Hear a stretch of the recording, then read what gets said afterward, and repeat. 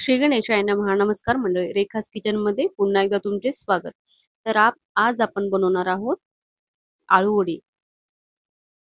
हे जे आळूचे पान आहेत ती गावरान आहेत आणि आपण याची अशी ही देठ काढून घेऊयात आणि ह्या देठाची भाजी पण आपण बनवणार आहोत. याचा पण व्हिडिओ मी नंतर अपलोड करेन.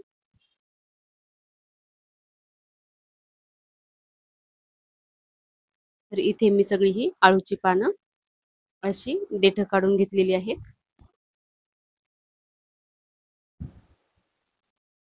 गावाकडून आणून 2-3 दिवस झाले, त्यामुळे थोडीशी सुकली गेलेली आहे ती. आता या पानाला आपण थोडंसं लाटण्याने लाटून घेऊयात. त्यामुळे आपण आळू वडीची रोल करते वेळेस थोडंसं आपल्याला इझी जाईल आणि रोल असे व्यवस्थित होतील. ते असं निघणार नाहीत मध्येच आपण जेव्हा शिजून घेतो त्यावेळेस. आता आपण एका ताटामध्ये मीठ टाकूयात आणि पाणी टाकूयात आणि त्यामध्ये आपण हे आळूची पानं 15-20 मिनिटासाठी अशीच ठेवणार आहोत. त्यामुळे आळूच्या पानावर जे सूक्ष्म कीटक वगैरे असतात किंवा जे धूळ असते, घाण असते, ते सगळं निघून जाईल.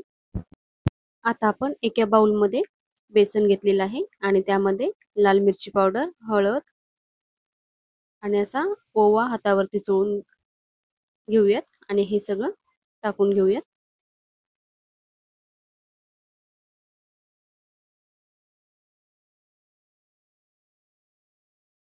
आता आपण यामध्ये थोडेसे जिरे टाकूयात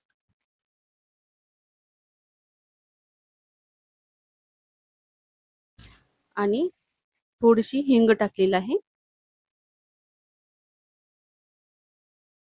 चवीनुसार मीठ टाकूयात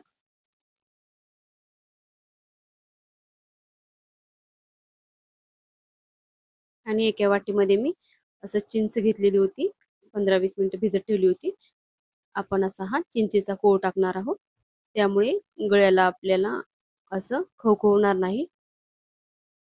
खाल्ल्यानंतर थोडंसं गळ्यामध्ये आपल्याला खाजवल्यासारखं होतं, तर ते होणार नाही.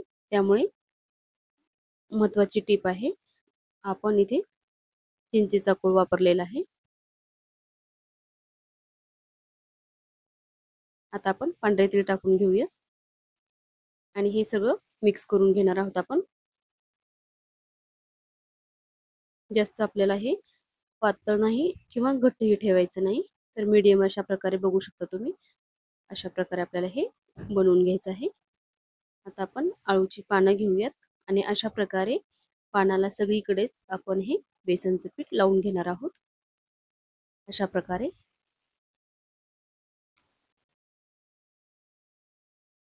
आता आपण दुसरं पान घेऊयात आणि हे पान या पानावरती आपण अशा प्रकारे ठेवून घेणार आहोत.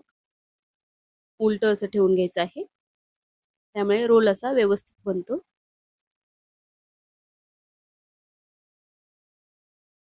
याला पण आपण सेम त्या प्रकारेच बेसनचं पीठ लावून घ्यायचं आहे. आता आपण परत एक आळूचं पान घेतलेलं आहे आणि आता परत ते पहिलं पान ठेवलं त्याप्रमाणे ठेवून घेतलेलं आहे आणि त्याला पण बेसनचं पीठ लावून घेतलेलं आहे. परत मी एक आळूचं पान घेतलेलं आहे आणि ते उलट असं ठेवून घेतलेलं आहे आणि त्याला पण आपण बेसनचं पीठ लावून घेतलेलं आहे. अशा प्रकारे मी 5 पानं उलट सुलट करून अशी ठेवून बेसनचं पीठ लावून घेतलेलं आहे. अशा प्रकारे बघू शकता तुम्ही. आता साईडने आपण असं फोल्ड करून घेऊयात. अशा प्रकारे चारी साईडनं आपण असं बंद करून घेणार आहोत पहिलं, जेणेकरून पीठ जास्त असं बाहेर येणार नाही शिजून घेते वेळेस. आळू वडी थोडंसं पीठ लावलेलं आहे मी असं व्यवस्थित बसण्यासाठी, बघू शकता तुम्ही. आणि आता असा हा रोल आपल्याला बनवून घ्यायचा आहे. अशा प्रकारे चारी साईडनं बंद केल्यामुळे रोल आपला व्यवस्थित होतो, दिसायला पण छान दिसतो आणि आळू वडी पण छान बनते. तर अशा प्रकारे आपल्याला हे सगळं फोल्ड करून घ्यायचं आहे आणि मध्ये थोडंसं असं पीठ लावून घ्यायचं आहे, बेसन पीठ.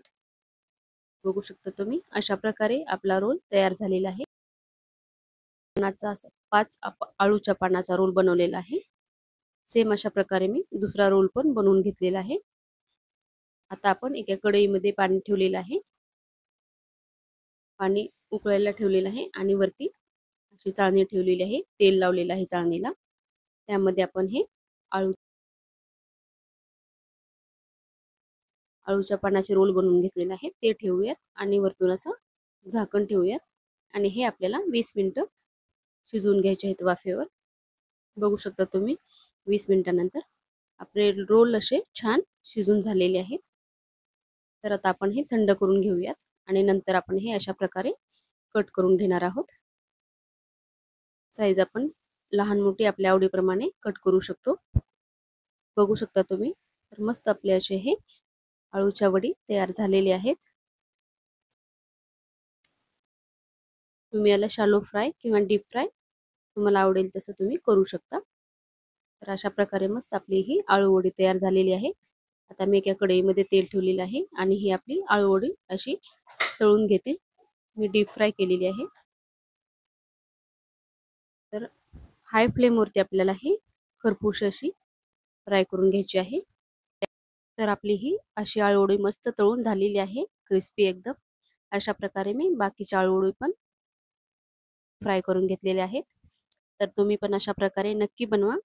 मस्त अशी झालेली आहे, एकदम क्रिस्पी आणि दिसायला पण तेवढीच छान. तुम्हाला माझे व्हिडिओ आवडत असतील तर नक्की व्हिडिओला लाईक करा, शेअर करा आणि चॅनेलला सबस्क्राईब नक्की करा. चला तर मग भेटूयात पुढच्या अशाच एका नवीन आणि सोप्या सोप्या रेसिपीसोबत. तोपर्यंत धन्यवाद. श्री स्वामी समर्थ.